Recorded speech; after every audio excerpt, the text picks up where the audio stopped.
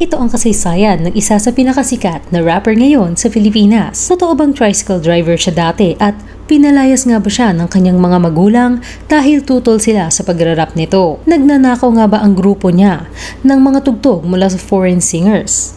Kilalanin natin si Flo G. Tara, alamin natin sa history. Disclaimer, lahat ng aming babanggitin sa video na ito ay mababasa at mapapanood din sa iba't ibang online sites at articles. Kung mahilig kayo sa ganitong topic at iba pang history, mag-subscribe lamang sa aming channel at i-click na rin ang notification bell. Panimula, si Flo G o Archie Basilio de la Cruz sa totoong buhay ay ipinanganak noong 15 ng Agosto 1996 sa San Ildefonso, Bulacan. Ikalawa siya sa tatlong anak nila Mr. Ray de la Cruz at Mrs. Rachel de la Cruz. Ang panganay niyang kapatid ay si Ray Mark at ang bunso naman nila ay si Rachel Leah. Noong siya ay 6 na taong gulang, ay lumipat ang kanyang pamilya sa Alabang, Muntinlupa. Hindi daw niya makakalimutan ang ika-6 niyang kaarawan dahil nagkasunog sa nirerentahan nilang bahay. Bata pa lang si Archie ay hilig na niyang sabayan ang mga rap songs na kanyang naririnig. Ngunit hindi niya maalala kung kailan siya nagsimulang gumawa ng sarili niyang mga kanta at nagsimulang magsulat ng rap songs. Noong siya ay nasa 13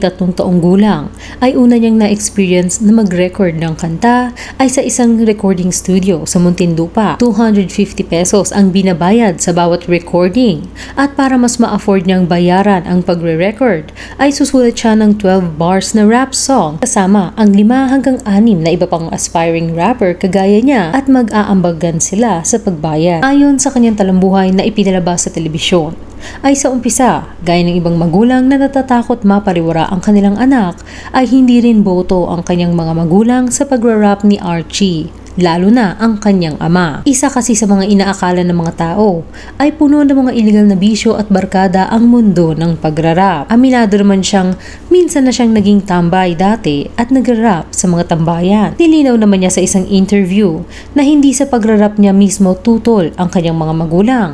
Katunayan pa daw ay walang problema sa mga ito kahit nagkalat sa bahay nila ang mga papel at notebook niya na mayroong nakasulat na mga kantang ginagawa niya. Okay lang daw sa kanyang mga magulang. Ang pinakang tinututulan ng mga ito ay ang inaabot siya ng madaling araw kapag may sasalihan siya o kaya panonooring rap battle. Aniya, walang problema. Ang naging lang, yung mga rap contest kasi gabi siya. Madaling araw. Siyempre kahit naman hindi rap yung gagawin ko, basta lalabas ako ng gabi, uuwi ako madaling araw, siguro pipigilan talaga nila ako. Pero hindi siya dahil sa rap, dahil sa oras. Ang buhay ng kanyang pagbibinata ay napadalas ang hindi nila pagkakasundo ng mga magulang dahil sa madalas na pagpunta ni Archie sa mga rap battles. Naaalis siya ng gabi at aabuti ng madaling araw. Ipinaglaban naman ni Archie na hindi porke nagra-rap ay mabisyo na agad. At sa isang malalang pagtatalo nila ng kanyang mga magulang, ay pinalaya siya ng kanyang ama kahit patutol ang kanyang ina. Habang naglalakad-lakad ay tumawag sa ilang kaibigan si Archie. Ilan dito ay tumanggi na kupkupin siya hanggang sa huli ay sinubukan niyang tawagan ang bagong kaibigan na si Mark o mas kilala bilang si Boss Juan o Honcho, ang bumuo ng rap group na X-Battalion o XB noong 2012. Kinupkop ni Mark si Archie panandalian. Hindi ito naging mahirap dahil maganda ang support system ni Mark sa kanyang ina at asawa. Isinama ni Mark si Archie sa Cebu nung ito ay magbakasyon. Doon ay gumawa sila ng mga kanta para sa kanilang grupo. Pagiging rap artist. Ika-27 ng Hulyo 2014, formal nang naging miyembro ng X-Battalion si Archie na ginagamit ang rapper name na Flo G para sa kanyang mga performance. Bago pa ito ay matagal na niyang kilala ang grupo na nakilala niya sa mga sinasalihang rap contest. Minsan nang sinubok ang pagkakaibigan nila Mark at Archie nang makipag-ugnayan si Archie kay Daryl Ruiz o mas kilala bilang si Skastakli upang humingi ng opinyon nito sa isang rap song. Noong panahong iyon ay mayroong hindi pagkakaintindihan si Mark at Daryl. Kaya nang malaman ni Mark na nakipag-ugnayan si Flo G kay Daryl ay naramdaman nito ang kaunting pagtatampo. Ngunit sa huli ay naresolba rin naman nila ito. Nang dumaon ay bumalik na rin sila sa Maynila Manila upang ipagpatuloy ang paggawa ng mga rap songs at gumawa ng music video. Enero 2017, nagsimulang matamasa ng XB kung saan kabilang si Flo G ang rurok ng kanilang kasikatan. Ang kanta nilang No Games ay nakapasok sa Billboard Philippines Top 20 Hits at nanatili ito sa number 10 ng ilang linggo. Ilan pa sa mga kantang inilabas nila ang naging hit songs din ay Come With Me, Beautiful, Need You, at ang pinaka nag-hit nilang nilabas ng taong iyon ay ang kantang Hayaan Mo Sila na monster hit song nila. Araw-araw ay maririnig mo itong pinatutugtog kahit saan. Umabot pa ito sa number 2 sa Billboard. Sa ngayon ay mayroong 5.25 million subscribers ang YouTube channel ng X Battalion at ang kanilang kanta na Hayaan Mo Sila ay mayroong mahigit 135 million views. Pero pagdating ng Enero 2018, sa patuloy na pag-usbong ng kanta nilang Hayaan Mo Sila ay bigla itong inalis sa YouTube nang malapit na itong umabot ng 20 million views dahil sa isang copyright claim na gumawa ng beat sa kanta.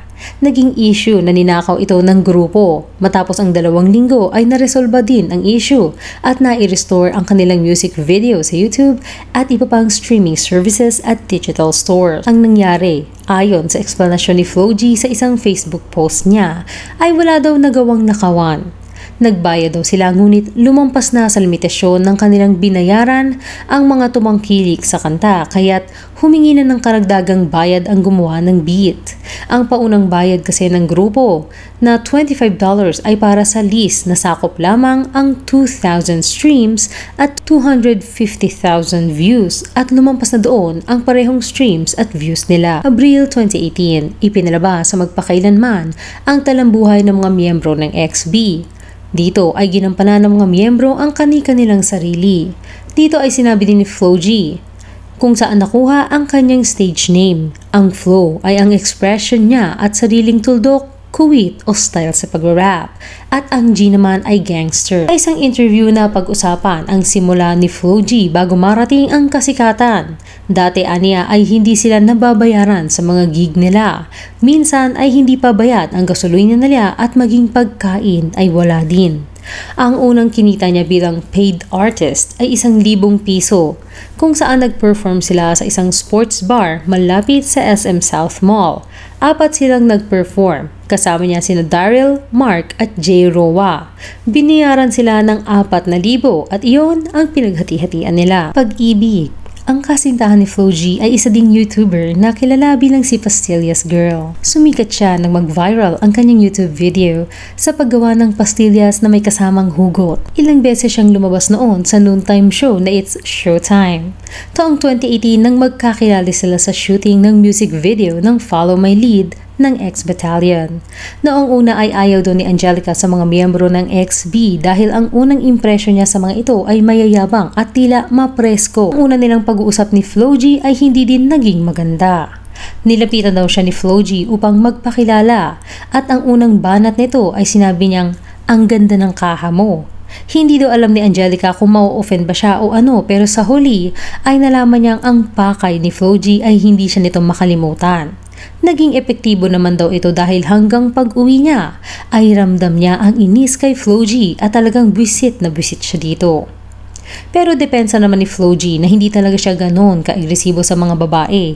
Hindi din daw niya alam kung bakit ganon ang sinabi niya pero aniya, hindi ko talaga masabi kung crush ko siya pero hindi ko naman siya biyabatiin ng ganon kung parang hindi ko siya type. Matapos noon ay madalas nang nagkukruz ang landas ng dalawa sa mga event at mas nagkakilala pa siya. Dito na pagtanto ni Angelica na talagang mapang-asar lamang si Flo G hanggang naging magkaibigan sila at naging komportable sa isa't isa. Hanggang naging normal na daw kay Angelica ang pang-aasar ni Flo G. Dumating ang oras na nauso ang Jowa Challenge at inaya ni Angelica si Flo G na gawin ito.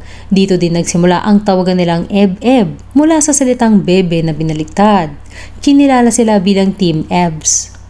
Kitang-kita ang chemistry ng dalawa sa kanilang ginawang video at maraming kinilig sa kanilang interaksyon. Ayon sa kanya, para sa challenge ay sinubukan daw niyang itrato si Angelica na parang girlfriend niya talaga, lalo na at matagal na siyang single noong panahong iyon. Sa paglipas ng panahon ay nagkapanatagan pa ng loob ang dalawa. Masasabing pagkakaibigan ang naging ligawan nila at sa pagdaan na lamang ng mga araw na mas nagkakabanding sila ay umuusbong ang kanilang pagmamahalan. Matagal din silang nagpakiramdaman bago opisyal na naging magkasintahan. Isang araw ay nagka-text daw sila at tinanong ni Floji si Angelica, ngunit hindi nila maalala kung ito ba ay liligawan pa ba kita o pwede ba kitang maging girlfriend. Sa isa sa kanyang mga live noong Nobyembre 2020, sinabi ni Floji na dati siyang tricycle driver at pinapanood pa niya noon si Angelica bilang si Pastillas Girl habang nasa pilahan ng tricycle. Aniya, dating tricycle boy ngayon private driver na ni Miss Pastillas Girl. Alam niyo ba noong sikat na sikat to sa Showtime, napapanood ko to sa pilahan ng tricycle. Di ko alam na mga oras na bumabiyahe ako, mapapasakin din pala pinapanood ko. Panahon ng pandemic, nagmagsimulang magsama sa iisang bubong ang dalawa at nagkaroon ng lockdown. Mas nagkakilala pa sila at nakabili na rin ng sariling bahay. Sa ngayon ay napag-uusapan nila ang kasal at pagpapamilya, ngunit hindi nila ito minamadali. Sa ngayon ay tinutupad muna nila ang kanya-kanyang mga pangarap at sinusuportahan ang isa't isa sa pagtupad nito, kasama na ang pagpaplano ng kanilang hinaharap. Hanggang dito na lang, kayo anong masasabi niyo sa kasaysayan ni Floji?